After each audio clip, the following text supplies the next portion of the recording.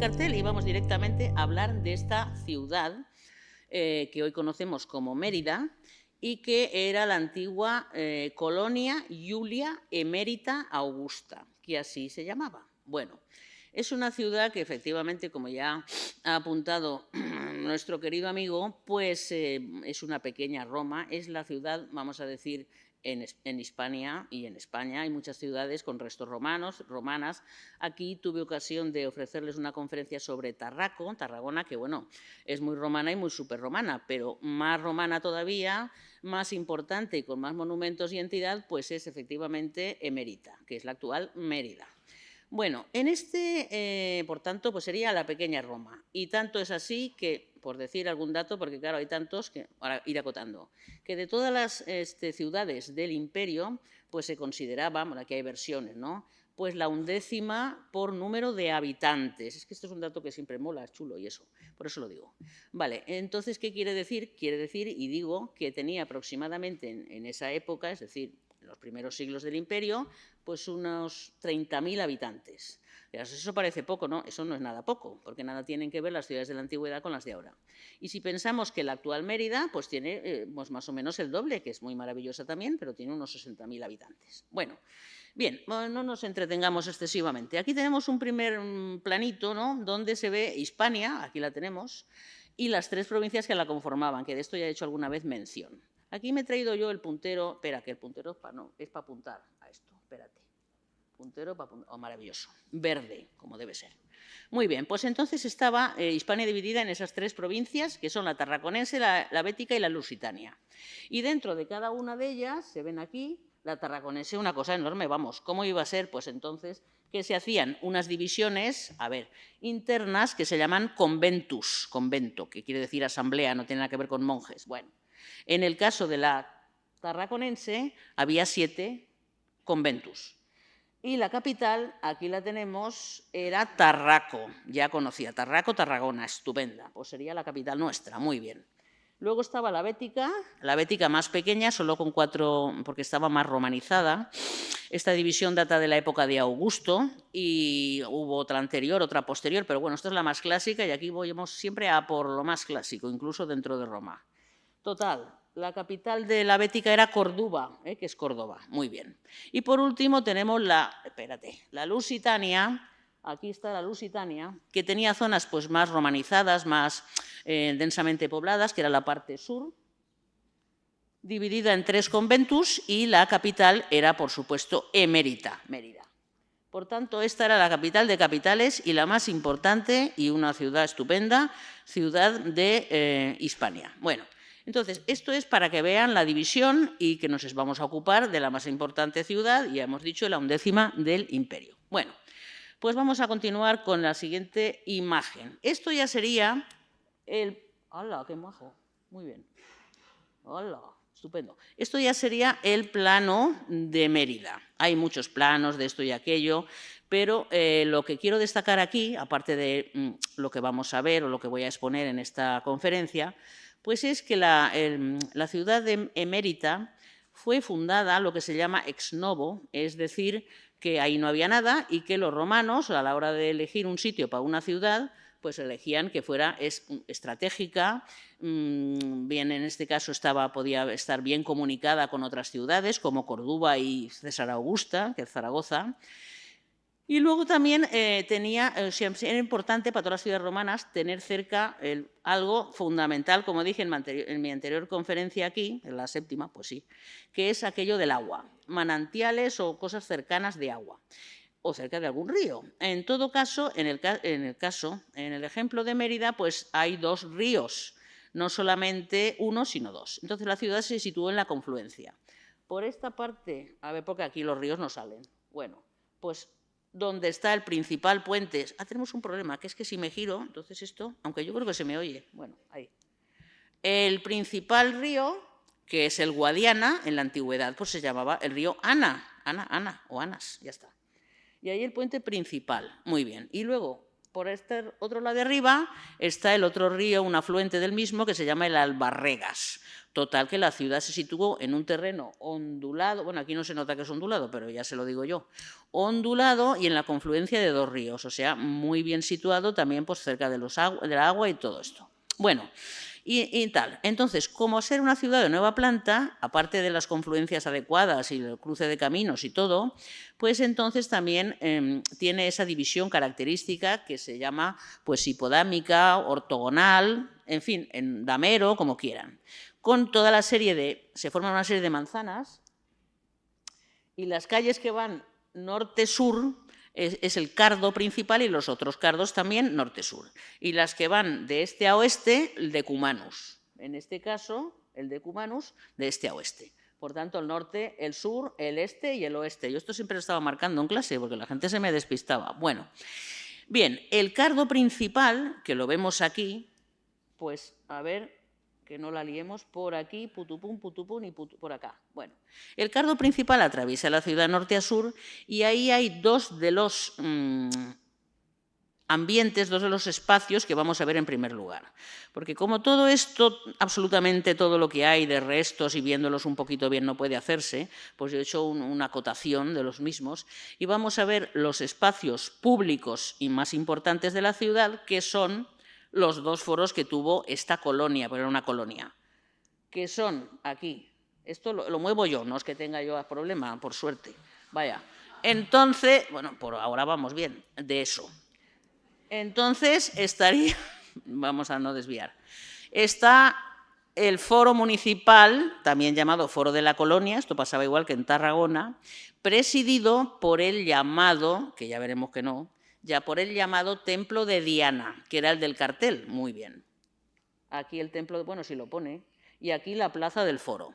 Era el espacio central de la ciudad, justamente en la intersección del Cardo y el decumano, como he explicado antes. Pero como esta ciudad era capital de la provincia lusitania, pues tenía un segundo foro, que es el foro provincial, igual que pasaba con Tarragona, como vimos. Ese foro provincial se situó directamente en medio del Cardo, como se puede ver aquí. A ver, hay que tener en cuenta que todo el tejido urbano de la ciudad está por encima y aquello, pues bueno, hasta para situarse es un poquillo ligeramente complicado, no puedes atravesar una vivienda y luego la ciudad ya hemos dicho que tiene una ligera pendiente. Bueno, pues este foro provincial realmente pues tiene casas encima, pero como ahora enseguida, a ver si me acelero un poco en ese sentido, veremos, el resto más, no sé, aparente y bonito y maravilloso, como puerta, a ver, es aquí. El llamado Arco de Trajano, aguanta un poco que lo vamos a ver, uy, para atrás, enseguida. El Arco de Trajano, bueno, que no es de Trajano, es un arco que, como casi todos los monumentos importantes de la ciudad, pues se fechan a partir del año 25 a.C., época de Augusto y los Julio Claudios, que van a continuación. Bueno, total, que como es tan imponente y tan chulo, pues llamaron de Trajano como emperador de origen hispano, que es. El arco es lo que queda como puerta de ese foro y se ha acabado. Entonces, vamos a ver esos espacios. En segundo lugar, date cuenta, en segundo lugar vamos a ver obras de ingeniería 2. Aquí vamos a ver siempre lo más selecto, que son el principal puente sobre el Guadiana, el puente romano de Mérida, pues ahí está, lo tenemos aquí. Y luego de los acueductos, que parece ser que tuvo hasta 4, ahí lo dejo. ¿Dónde estás, amiga? Aquí. Ay, que me voy. Bueno, ya no cabía en el plano. Entonces, el llamado acueducto de los Milagros, que era el principal con sus cositas. Vale, entonces, en primer lugar, lo de los foros, en segundo lugar, las obras de ingeniería, estas dos, y luego, en tercer lugar, siempre vamos dejando, siempre en progresión. Bueno, pues serían los edificios de espectáculos, sin los cuales una ciudad romana pues no sería romana. Eran como un sello, una marca, y si una ciudad tenía los tres, el pack completo, aparte tenía termas y otras cosas, pues indicaba la categoría arquitectónica, sociocultural y demás de la ciudad. Muy bien. Pues esos 3 edificios son, a ver, estaba fuera. El circo que, como suele ser costumbre, menos en Tarragona, por eso incidí mucho, que era una excepción, estaba fuera de la ciudad, porque, hombre, primero era grande y en este caso el más grande, como ya diré.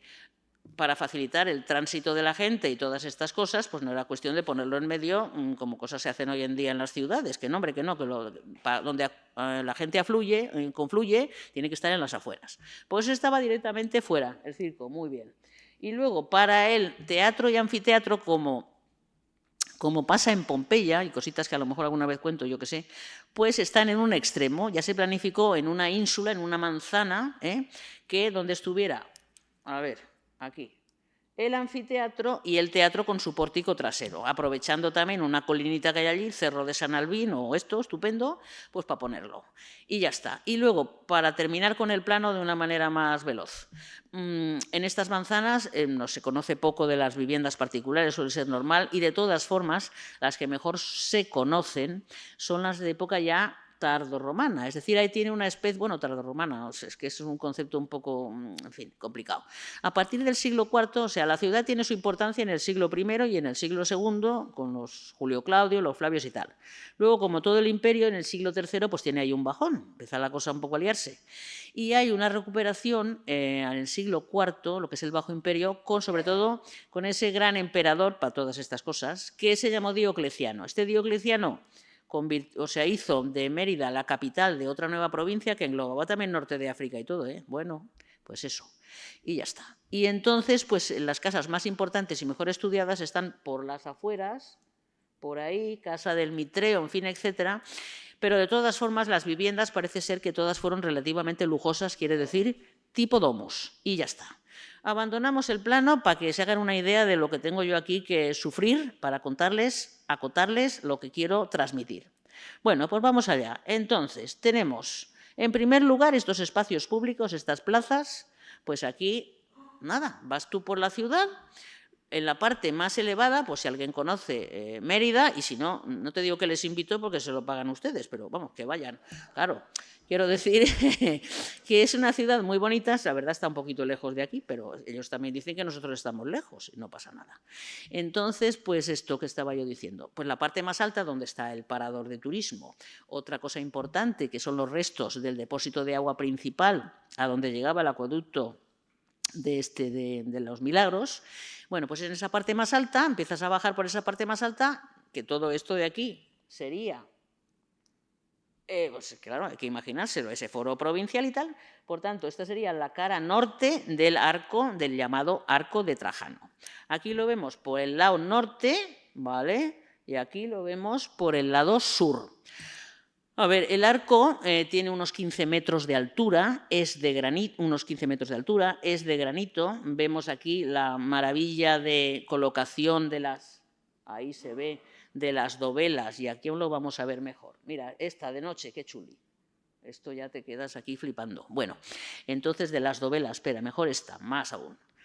Pues es de una gran calidad porque están colocadas sin ningún tipo de argamasa ni parecido, simplemente pues con la fuerza oblicua que tiene el arco de medio punto y ya está.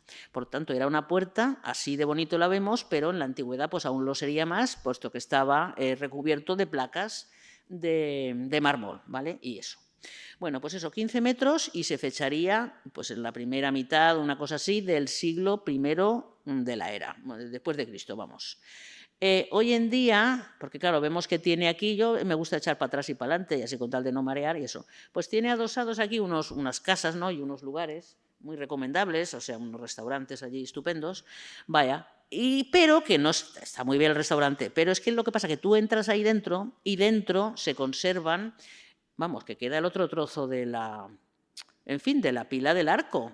No voy a entrar de la foto del restaurante, no voy a hacerles propaganda, pero sí que eso permite ver otro trozo más del arco y además al lado, aquí, pues se ha recuperado más recientemente pavimento del que rodeaba el arco, también de granito, porque el material predominante en Mérida es el granito, así como en Tarraco era la piedra caliza, arenisca, pues aquí el granito, que es lo que tienen.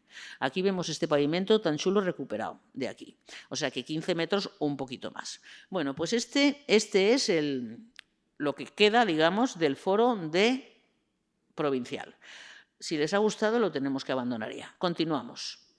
Seguidamente estaría el espacio que es el foro de la colonia o el foro municipal.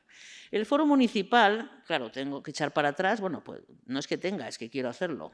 A ver, claro, entonces, pues, es una plaza que tenía unos pórticos, como todos los foros, al aire libre, y estaba presidida por un templo, que ese templo, igual que había otro templo, claro, es que todo, había otro templo también en ese foro, que estaba dedicado al culto imperial, Augusto, etcétera. Bueno, pues aquí otro templo también dedicado a Augusto, al culto imperial, en fin, etcétera, que bueno, por cuestiones, digamos, pues así, que no se sabe, de costumbres, pues se llama de Diana, la diosa de la caza, que nada tiene que ver con esta historia. Bueno, el caso es que, pues nada, una parte de ese pórtico ha sido reconstruido. Ustedes cuando lo vean todo tan perfecto y tan bonito, desconfía. ¿Cómo van a estar estas columnas así de estupendas? Pues no puede ser. Vale, entonces, está reconstruida la pared, una pared que nos muestra unas hornacinas con estatuas que siempre eran de miembros magistrados importantes, miembros de la familia imperial, etc. Están situadas entre unas pilastras, todo esto iría recubierto de placas de mármol o por lo menos de estuco. Bueno, y luego delante, que se ve aquí, a ver, delante están estas columnas, el orden es corintio, que es el que prevalece en la ciudad. Estamos viendo, pues, aquí delante las columnas, todo bellamente iluminado, que tenían, o sea, también han reconstruido el entablamento, vemos aquí el entablamento, entonces esta es una imitación, digamos que está recordando el foro de Augusto en Roma. Ese entablamento pues presenta estos escudos circulares que se llaman clípeos, que es una palabra chula, clípeos, y tiene pues cabeza de Medusa o de Júpiter.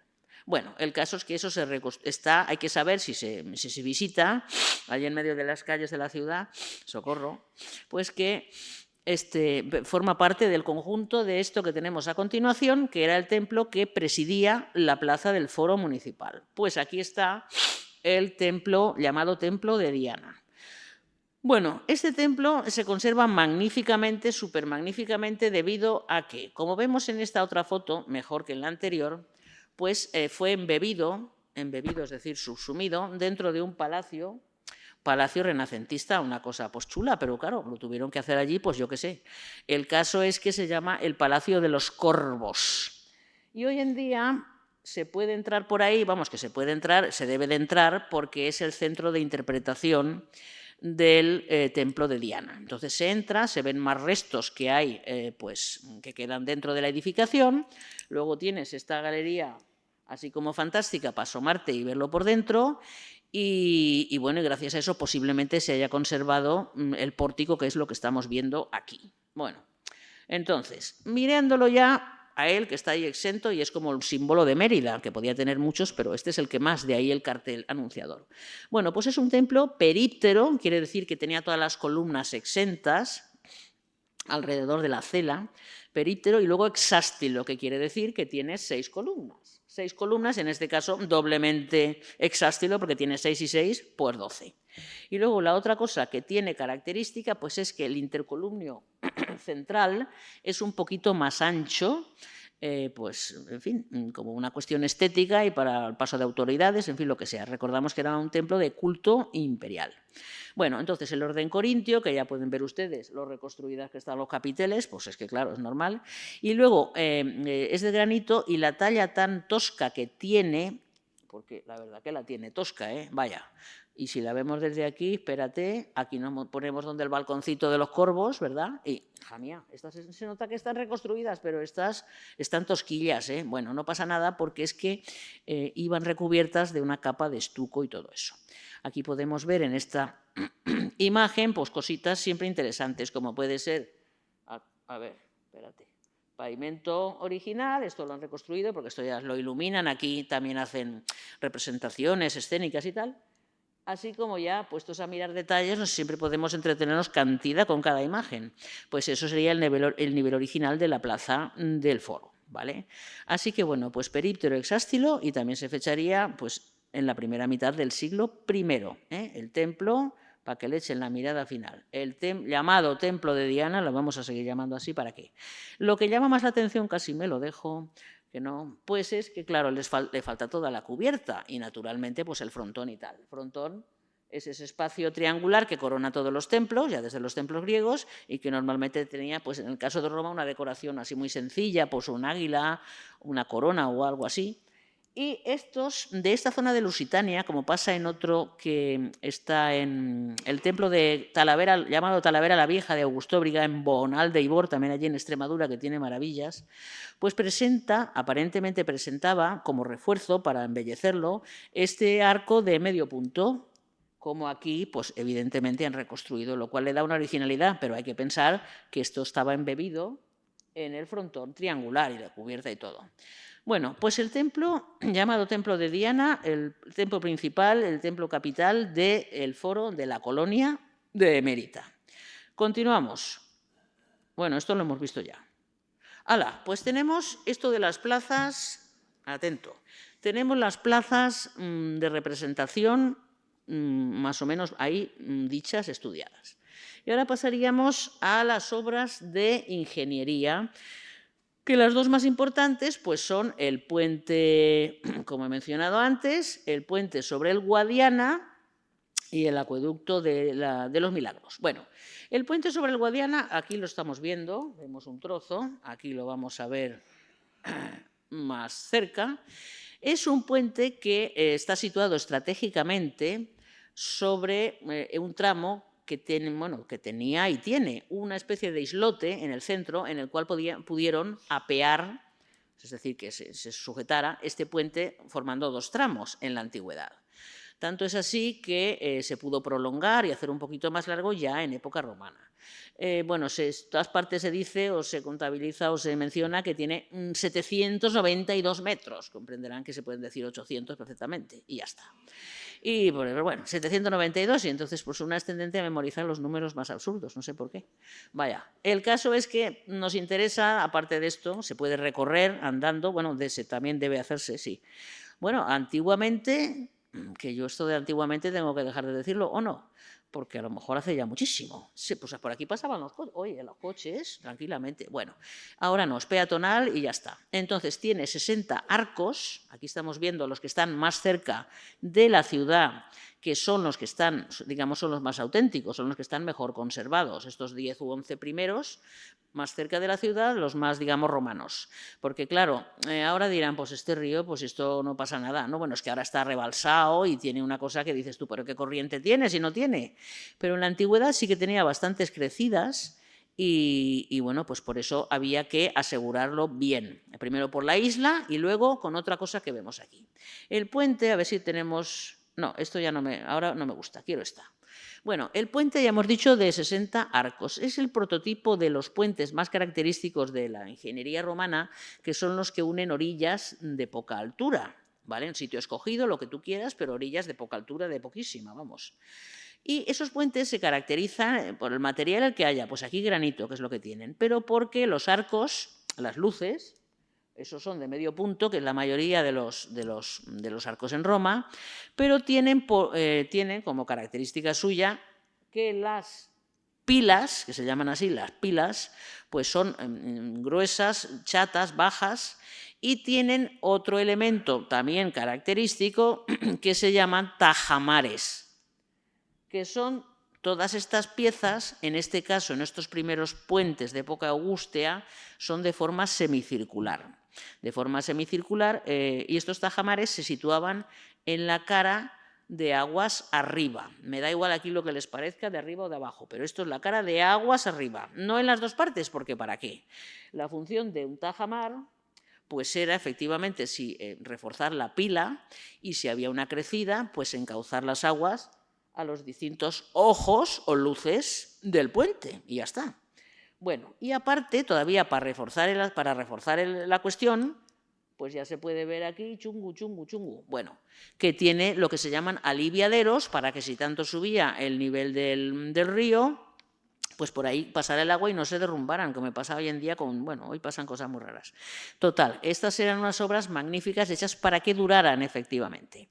Pues aquí estamos viendo ese tramo y luego, pues ahora vamos a verlo, esto ya digo, se recorre, la parte que ya se ve, pues no se ve menos romana, ¿verdad? Bueno, por aquí se puede bajar, hay unos arcos más pequeñitos, hay una serie de hierbajos y cosas y eso, pero bueno, esto sería la parte de aguas arriba y ahí está, cuidado, ahí está la ciudad.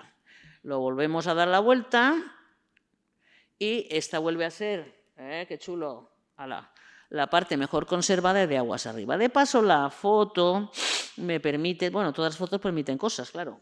Pues esto de aquí es la muralla, esta ciudad tenía una muralla también y ahí está pegada, adherida, o sea, después, eso que llaman la Alcazaba, que bueno, tiene también restos romanos, o sea, que hay un aljibe y unas cositas estupendas, pero estás tú que podemos poner todo eso. Bueno, este es el tramo de la ciudad y daba el acceso, era la entrada al Decumanus Maximus, como hemos visto antes en el plano. Por ahí entrabas y salías para el otro lado. Bueno, pues eso, hemos dicho que es el puente de esa época, bueno, y directamente, como casi todas las obras públicas, bueno, como todas, bien, en Mérida, pues eran directamente, en las primeras, en cargo de Augusto a su, hombre, me ha citado esto, a su amigo, colaborador maravilloso y yerno, llamado Agripa, que era su gran amigo, a pesar de todo. Y nada, pues es todo obra mandada a hacer por él. Este es el puente. Hala, vamos a otra cosa. Pues ahora vamos a pasar al otro edificio, bueno, a la otra construcción, obra de ingeniería muy impresionante, incluso hoy en día también, como pasa con toda la arquitectura romana, que, pues, vamos a ver, es el acueducto llamado de los Milagros. Este acueducto de los Milagros se extiende, lo hemos visto antes, está en la parte norte de la ciudad, tenía un recorrido. Tengo ahí muchas fotos para ponerles, o sea que no prisa, no hay. Por ejemplo, pues está esto, bueno, pues tú aguantarse con esta primero. Bueno, a ver, un recorrido aproximado de unos 5 kilómetros, un poco más, y ahí viene una cuestión que está relacionada con este acueducto, que fue el más importante de la ciudad, y es que su posible, porque aquí hay varias teorías, la verdad, el lugar de origen, o sea, el lugar de captación de las aguas que tenían que abastecer y dar servicio a Mérida, pues es el llamado embalse o pantano de Proserpina. De esto ya hablaré ahora luego, porque está medio claro, pero bueno, ahí lo dejamos. Bien, el tramo más espectacular de este y de todos los acueductos es precisamente los sectores de pilas altas, que se llaman, pues puedes llamarle pilas altas, pero vamos, son arcuationes, que aquí miden, tenían que salvar el valle del río Albarregas, que pues es una cosa bien grande, ala. Luego, como lo voy a echar todo para atrás, pues ahí, ala. Pues muy grande, miden casi 40 metros de alto, y eso que les falta arriba, a ver, arriba, chus. Pues hombre, les falta el canal, porque el agua ¿por dónde va a ir? Pues por el canal. Bueno, pues entonces unos 37, 40 metros de alto se conserva todavía. Y hay unas cuantas pilas también aquí, que bueno, son cerca de 50 o más. Luego la otra parte era subterránea, la que estaba más cerca de Proserpina y demás.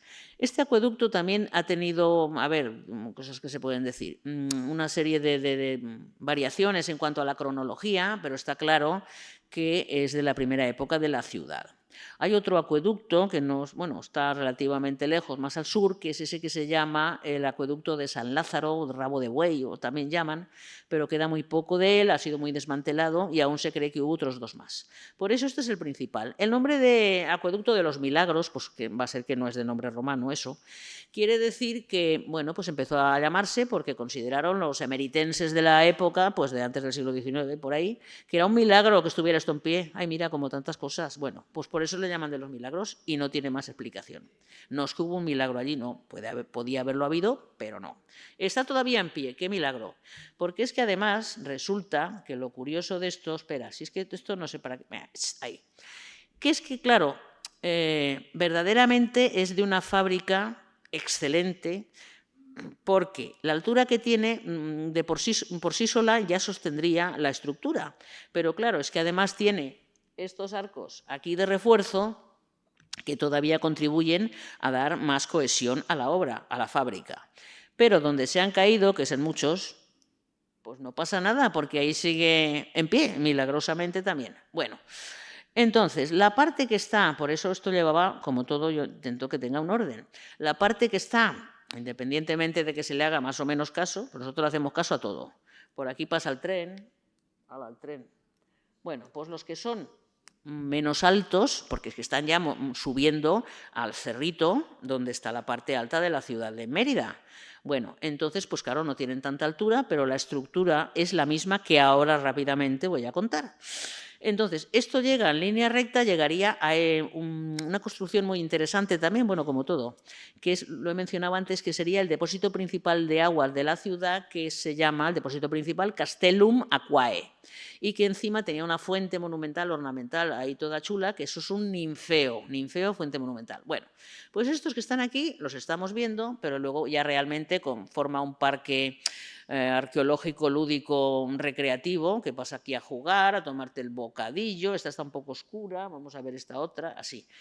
Está muy bien cuidado y verdaderamente nos permite hacer una idea de la grandiosidad de este edificio. Pero es que además sería la misma sensación de grandiosidad, porque este está fuera de la ciudad, que tendrían, pensemos en los antiguos viajeros que viajaban claro, sí, por Hispania, y que, pues claro, es que ver eso, pues la arquitectura, y en este caso la arquitectura romana, era un símbolo del poder de Roma, del estatus y de la categoría de la ciudad según las obras públicas que tenía. Pues aquí lo estamos, se diría, madre mía, ¿dónde me estoy acercando? ¡Qué barbaridad, qué urbe! Bueno, entonces, pues aquí lo vemos también en otra vista. Vemos la altura, lo puedes pasar de lado a lado, todo lo que quieras, aquí, pero en esta otra ya de una vez, pues quiero que se fijen ustedes, porque todo esto lo digo y siempre al final lo más chulo, más característico, y es que, a ver, muy bien, está hecho de granito, pero la característica es que está intercalado por filas de ladrillo cocido, es decir, bueno, no de cualquier manera, sino que hay 5 hiladas de granito y 5 de ladrillo. Con lo cual, ¿esto para qué está hecho? Pues, ¿para hacer bonito? Correcto. Entonces, es una característica de estos acueductos que alternen ambos materiales para hacer ese juego de color y que sea, pues lo haga todavía más espectacular. No solamente es bello, es útil, es bello, es estético, bello, que es lo mismo, y así lo tenemos. Por tanto, ese uso de los dos materiales es algo, por ejemplo, que en Tarragona, en Bará y todo eso, en el acueducto allí de Tarragona no lo tenemos, y en otros tampoco. Es muy típico de aquí, ¿vale? Entonces, pues eso. Aquí, lo podemos ver ahí. Tú fíjate aquí, llegar aquí al esto, ponerte aquí en el banco, comerte el bocadillo, jugar a la pelota y el acueducto detrás. ¿Se imaginan tener aquí los viveros y un acueducto allí puesto? Sería demasiado. Bueno, en fin, Valencia, una ciudad romana también. Este es el acueducto de los Milagros, el principal de Mérida, y, como he dicho al principio, a ver si viene ya, es que tengo más. Bueno, una décima parte. Esto que hay aquí, pero esta sí que la he puesto con una idea, que esto que hay aquí, este hueco, pues es ese arroyo, ese afluente del Guadiana que se llama el Albarregas, pero que no le he puesto una foto porque el pobre estaba hecho, vamos, sucísimo. Que sepan pues que lo atravesaba también y ya está. También hay otro puente romano sobre el Albarregas, que tampoco viene al caso, y en esta ocasión pues está incluido dentro de este parque arqueológico, lúdico, etcétera, de los Milagros. Vamos, será por fotos, pues ahí lo tienen. Ahí hasta cigüeñas arriba. Mira, ¿ves? Claro, mejor que están ellas ahí. Bueno.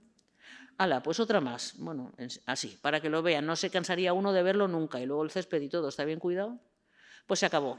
De manera que al final, ¿qué ocurre? Al final o al principio, depende de cómo lo quiera uno hacer.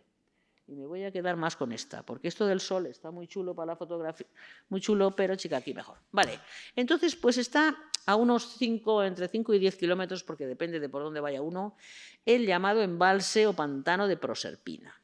Claro que embalse de Proserpina, pues bueno, de origen romano, ¿no? Sí, de origen romano es. Lo que pasa es que todo esto es un área, pues que sería, no sé, pues una parte lúdica de la ciudad de Mérida. Eso está todo lleno de gente, se pueden bañar por determinadas partes, es un área de solaz y recreo fantástica. Bueno, lo que realmente romano no va a ser el agua ni que la gente se bañe, evidentemente ya comprenderán que no. Lo que es romano es esto que vemos aquí, es decir, que es lo mismo, que es la presa, que esta es una presa rectilínea de unos 400 y pico metros, 400 y pico metros de largo, y que es una presa que se dice de gravedad. Entonces, por una parte está el agua, que vemos aquí, y por la otra estaría un gran espaldón, un gran terraplén de tierra, bueno, que aquí le han crecido hierbas, pues que es lo que lo sujeta.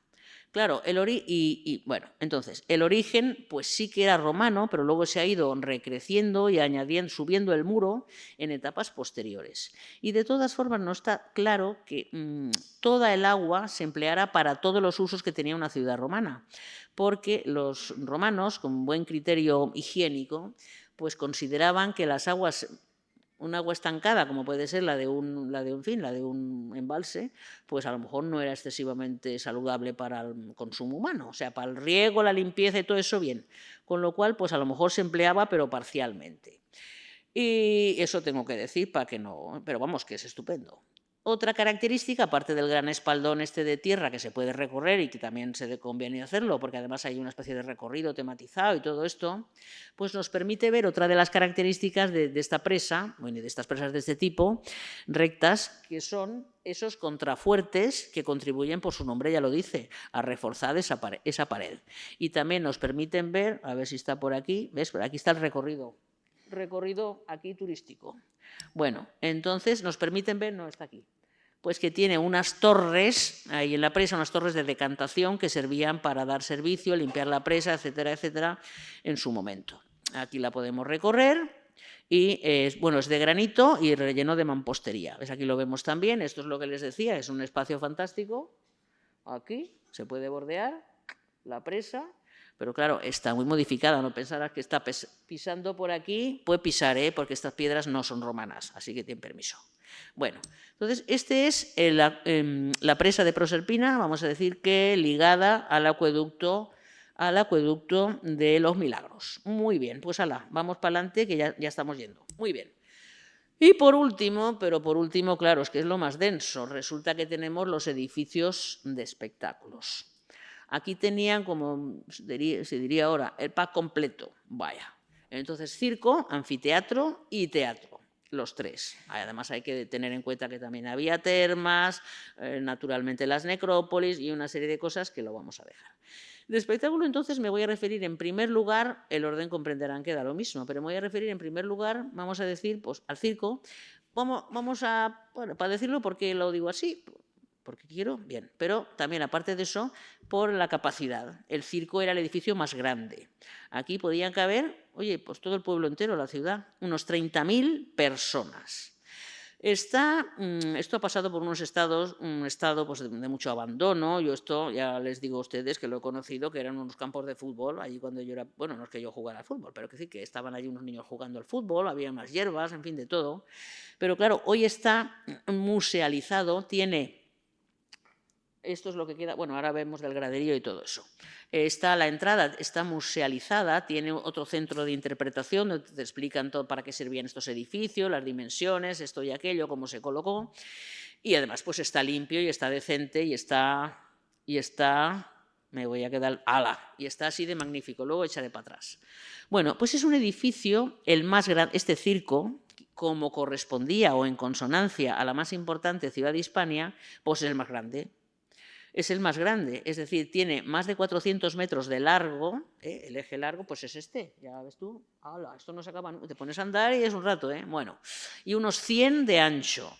En el centro, como todos los circos, pues tenía ese macizo de mampostería, de obra, que se llama espina, espina, eso, con ese líquida que se decía antes, espina. Bueno, que esto servía para dar vueltas a los carros. Aquí lo vamos a ver desde un lado, me gusta más ahora poner esta, desde este lado, y esta es desde el otro, fíjate, exageración, bueno, maravilloso. Pues bien, vuelvo a esta. Los lados cortos, bueno, los lados largos eran paralelos, estaban allí las gradas, que ya hemos visto, pues hombre, a ver, se conservan en un estado pues un poco, digamos, penoso, ¿no? Porque, claro, estarían también recubiertas, no sabemos el número de gradas, pero bueno, sí se puede deducir las que llegó a tener, estaban también recubiertos por mármol y tal. Una cosa curiosa de estos edificios, de todos, de los circos, era que aquí no se ¿cómo diría yo?, no regía esa división por sectores de la IMA, media y suma cavea, entonces aquí podían mezclarse los estamentos. Estos edificios eran súper populares, más costosos desde luego que los anfiteatros y todo eso, pero tenían aquellas carreras de cuadrigas, o cuadrigas, se puede decir de dos maneras, o de vigas, es decir, un tiros de 4 o de 2 caballos que tanto gustaban. Y los aurigas eran verdaderos ídolos populares, es decir, que, bueno, dicen hoy de los futbolistas, al que le guste todo eso, pero estos aurigas, vamos, y aparte de ganar una montonada de dinero, pues había muy buenos aurigas precisamente en Lusitania. Bueno, total. ¿Esto por qué lo decía yo? Pues lo decía por eso, porque los aurigas, estos edificios servían para eso, para las carreras de vigas y aurigas, de vigas y de cuadrigas. Muy bien. Esto es lo que queda del graderío y la de antes es para que se vea lo de la espina. Esto es lo mismo que pasa que el graderío, la ciudad está ahí, esto es lo que se ve la ciudad, la parte de fuera, y volvemos a estas grandes. Bien, en los extremos, el graderío pues ya lo vemos, en los extremos más cortos son distintos. Este que tenemos aquí, a ver, aquí, ¿qué dirás? Pues vale. Bueno, en esa parte que tiene forma más cerrada, o sea, tiene forma de una cuerda, que se llama, no llega al semicircular, donde estaban las cuadras o cárceres. En un circo de grandes dimensiones como este, había 12, 6 a cada lado de una puerta. Y ahí se colocaban los aurigas y daban la vuelta con sus carros, de izquierda a derecha, daban las consabidas 7 vueltas con aquellos sistemas que había, pues del cómputo de las vueltas, con aquellos delfines y estas cosas que bajaban, como se ve, no tengo ningún problema en hacer propaganda de películas clásicas y míticas, como se ve en una película recomendable, aunque solo fueran por los 9 minutos de esa escena, que es Ben-Hur, ¿vale? Ahí te lo refleja perfectamente. Bueno, pues daban aquellas vueltas y una cosa fantástica. Este es el lado de las cárceles. Y este otro lado que estamos viendo aquí es la parte opuesta, donde se ven estas fantásticas viviendas extrarradio de Mérida, oye, que tienen, bueno, pero tienen la vista del circo, y eso tiene precio, ¿eh? Bueno, pues aquí, esta parte curva tenía también gradas y en el centro, es decir, aquí, o sea, enfocado a la espina, pues estaba la llamada Porta Pompae, que era por donde entraban y salían. Bueno, entraban todos los aurigas, se iban allá a las cárceles y tal, y luego salía el que había ganado la carrera, ¿vale? O sea que todo esto aquí. Se puede recorrer pues a placer. Y aquí esto que estamos viendo, que también lo han reconstruido, le han puesto aquí sus arenillas, sus tierras y tal, es la espina, que era el lugar que estaba pues lujosamente decorado siempre, con estatuas, por eso son los huecos que se ven por ahí, para estatuas, para edificaciones, ¿no? Para monumentos, para esculturas y también para el sistema del cómputo de las vueltas. Bueno, pues entonces este circo estuvo en uso, pues como casi todo, por lo menos hasta bien entrado el siglo IV después de Cristo, y ya está, el mayor de Hispania. Vamos a ver si ya está. Bueno, y por último, que es por penúltimo, aquí tenemos esta foto, desde luego no es mía porque de momento no tengo avión, no. Entonces, esta es una foto aérea, pero que vamos, que esta la he puesto yo toda la vida. Por tanto, no es exactamente actual, del conjunto, la ínsula que conformaban los otros 2 edificios, que son, ustedes ya saben cuál es cada uno, ¿verdad? Sí. El anfiteatro, que ya me les tengo yo buena nota, y el teatro, con su peristilo o jardín posterior. Aquí se ve muy bien, bueno, se ven los dos como están juntos. Cerca está también, que tengo que hacer mención sí o sí,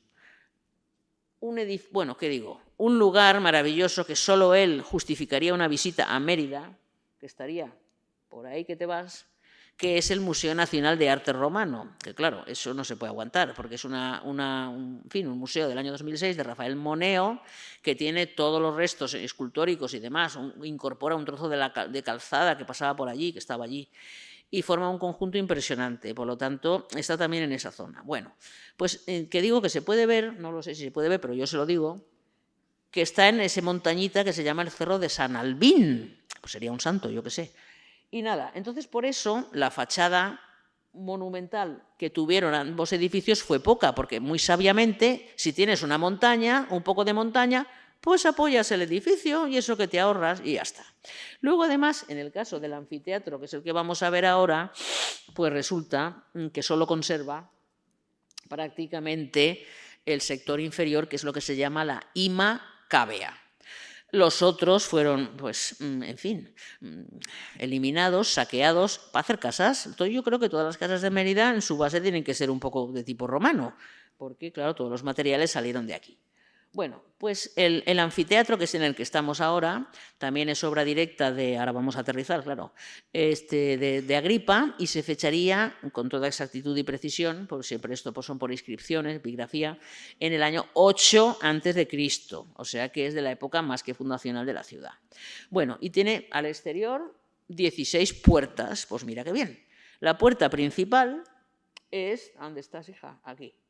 Es la que da al oeste. Como siempre estamos un poquito con el norte, sur, este y oeste, pues norte, sur, este y oeste. Es decir, la que enfoca al teatro. El aquí. Bueno, esta es la puerta oeste. Vale, ¿qué podemos ver aquí? Pues hombre, podemos ver unos arcos de ladrillo estupendos reconstruidos, pueden sospechar que sí. Se conserva el suelo también de granito que rodeaba los edificios, no estaban puestos allá que te va. Y luego también, como ese granito presenta como dice, potente, bueno, este estupendo almohadillado que es aquí, que directamente es para embellecer la construcción. Pues esta es la entrada y sin más dilación, pues pasamos al interior. A ver, el interior es un edificio de grandes dimensiones. Lo que sí que les puedo decir, por aquello que les he comentado del orden de los edificios de espectáculos, que este tenía justamente como más o menos la mitad de espectadores, podía tener la mitad que el circo, por tanto unos 15.000. Oye, es mucha gente, ¿no?, aquí colocados. Bueno, aquí hay que pensar que esto era la I Macabea, por si acaso les recuerdo que la I Macabea era para la zona de los senadores, la clase más pudiente, más rica, etcétera. Y luego estaba la media cávea, pum, para arriba, y la suma cávea. Es decir, cuanto menos nivel social, pues más arriba estabas. Oye, pues chica, más vista, no pasa nada. Y vale, entonces, aparte de esto, cuidado, aparte de esto, aquí en esta imagen podemos ver otra característica que indica la buena factura y la categoría de este edificio, que era esa llamada fosa bestiaria, porque aquí, pues sí, efectivamente, bueno, esto luego se cubría con unas maderas y todo eso. Aquí se guardaban los atrezos, las historias, los animales y tal. Este edificio, efectivamente, como todos los anfiteatros, si lo saben, yo se los recuerdo rápidamente, servía fundamentalmente para dos cosas, que eran la lucha de los gladiadores, de lo que se llama el munus, que era el espectáculo por excelencia, distintos tipos de gladiadores que luchaban entre sí. Eso era el munus, plato estrella, y luego estaba también la venatio, que era cuando eran hombres con animales, y ya está, también para exhibición de fieras y todo eso. Entonces eso tenía pues un éxito bárbaro. Bárbaro quiero decir, un poco bárbaro sí era, pero que tenía mucho éxito.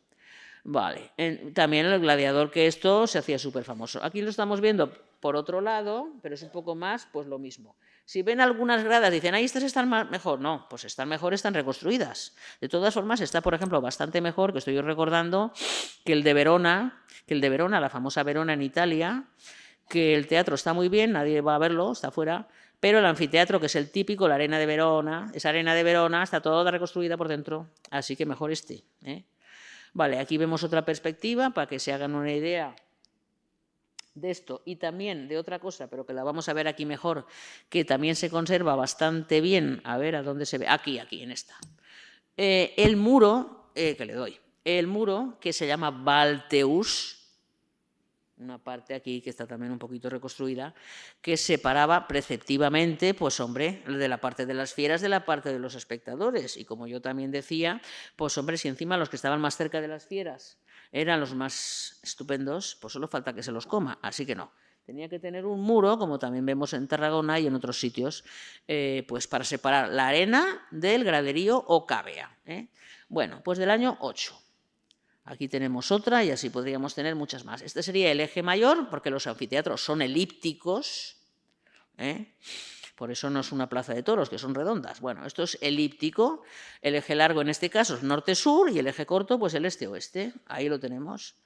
Y, por cierto, ahora que me acuerdo, porque ya viene el teatro, ahí yo estoy aquí controlando la situación, muy bien, rápido, que este edificio, hombre, dices tú, todavía se usa, hombre, pues está un poco hecho polvo, pero sí que he podido saber que, bueno, a lo mejor lo hacen cada año, pero vamos, ahora en el asunto de Semana Santa, pues sí que han empleado todo esto para hacer unas procesiones allí, un poco emulando, vaya, lo del Colisión Roma, o sea que esto pues también le dan ese uso.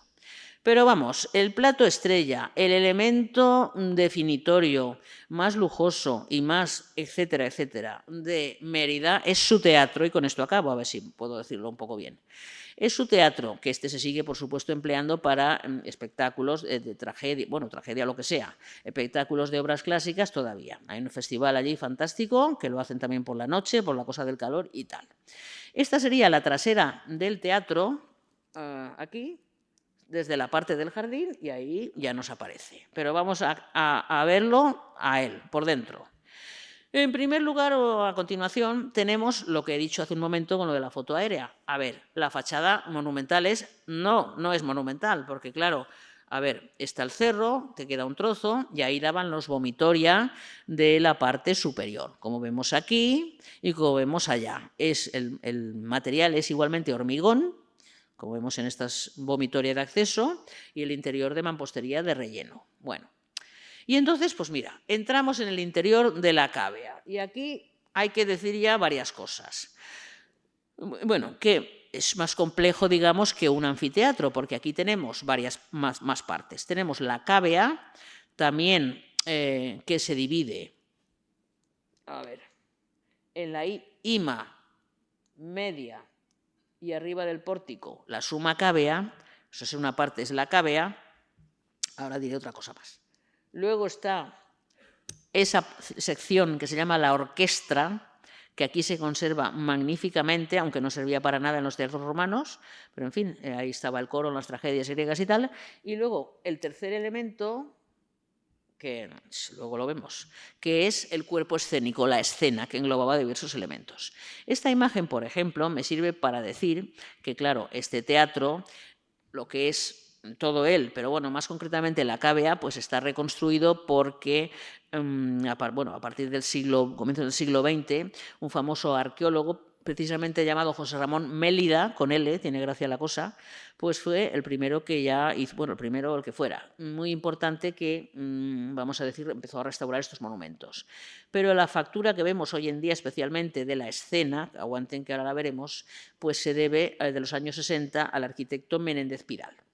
Porque claro, todo esto hay que imaginárselo, no sé para qué, pero bueno, todo lleno de tierra y que solo sobresalían estos tocones de arriba, que eran 7, y los emeritenses del siglo XVIII y por ahí a eso le llamaban las 7 sillas, ¿vale? Porque habría unos 7 reyes moros, aquello, yo qué sé, y que se habrían sentado en aquellas sillas. Bueno, esto fue todo vaciado, restaurado y tal, y así se puede ver y utilizar. Una maravilla. Bueno, aquí tenemos esa vista general. Pues bien, luego lo de las gradas. Las gradas, pues hay algunas que se conservan aquí de granito y otras pues que están restauradas con un tipo de material para que se comprenda fácilmente cuáles son. No sé si en la de antes se me ha olvidado decir una cosa, pero bueno, se la digo ya. No, se la digo aquí. Antes de la ima cavea, bueno, esto era el lugar para sentarse el que dirigía el espectáculo, pues para poner sillas de estas que se plegaban. Lo mismo que en estas otras 3 gradas que hay aquí, esto del ladrillo está reconstruido para que se vea que es nuevo. Ahí se ponían sillas de tijera mucho más cómodas que sentarse en un almohadoncillo en la grada para las autoridades ya del máximo nivel. Bueno, así como ministros o algo. Y ahí se quedaban. Luego esto y aquello. Y luego, como era costumbre y como se ve en otros edificios, un gran muro Balteus separaba la tercera clase social, pero claro, eso obligatorio, que era la suma cavea. Oye, tienes ahí una vista fantástica, así que como ya lo he dicho antes, vámonos. Aquí tenemos una vista para que vean de esta parte. Y aquí, bueno, y entonces la cavea, con las 3 partes que les he dicho, con que separa la parte de la suma cavea, y ahora vamos a ver lo de la orquestra, porque es que la orquestra, claro, no dejan pasar, porque todo esto es original y es una verdadera pasada, una verdadera maravilla, porque está hecho con 3 mármoles de colores. El uso del color, que en el caso de Roma era también el natural, pues eran mármoles de distintos colores. A saber, como decían antes, a saber, gris, jaspeado, blanco y oscuro, y rojo. Entonces aquí, y formando una especie de damero, ¿vale? Por eso no se puede entrar, porque si no la gente es capaz hasta de llevarse un trozo. Mira, desde aquí arriba se ve, pero como está un poquito oscuro, pues se ve mejor desde abajo. Vas abajo y ala. Aquí tenemos otra vez, será por fotos. Bueno, estos que están haciendo aquí unos restauros, espero, y se ve la forma ajedrezada y el uso del color para hacer bonito, así de claro. Tenemos esta, ya, fíjese, de pensar, oigan, que en estas losas, por aquí se paseó la Agripa y toda esta gente maravillosa, pues ya te pone un poco, te motiva un poco en exceso, puede ser, pero que es estupendo. Entonces es maravilloso, maravilloso, ¿eh? Entonces, pues la orquesta súper bien conservada y además esta ni la tuvieron que restaurar ni hacer ni nada, simplemente sacarla a la luz. Bueno, no nos vamos a darle. Entonces, esto, otra más, aquí lo tienen, pum, pim, y otra cosa más, muy importante, los teatros romanos, ¿a dónde lo tengo? Muy bien, los teatros romanos estaba la cavea con su orquesta delante y luego la escena, pero eso no estaba ahí separado como a lo loco, no.